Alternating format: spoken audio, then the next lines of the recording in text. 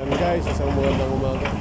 Ito ngayon ang aming first activities is to empty this water.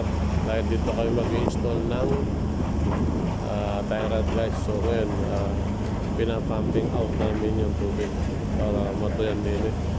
So ito yung aming area ngayon na lalagyan ng tire rod guys. So marami-rami itong tubig na to. So ayan, ginagamit na namin yung same pump namin para ma-empty itong lugar na ito, ma-alis namin yung tubig guys. So pinapumping namin yun yung hose sa tubig. At sa area na yun, yung ginagayakan ng aming excavator. Ito yung pump namin guys, yung ginagamit na pang-higop ng tubig. Yan guys, ito yung aming activities sa morning.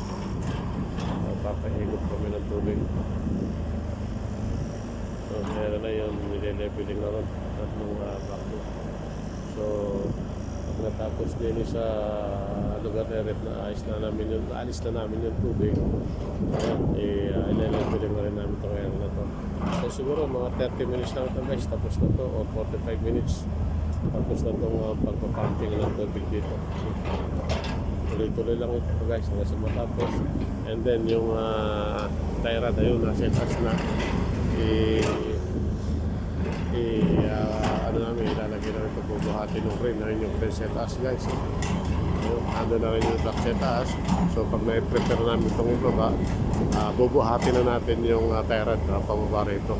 Yan guys, dire-diretso lang ngayong umaga ating preparasyon para sa pag-install ng tire rod natin guys. Preparation muna tayo ngayong umaga.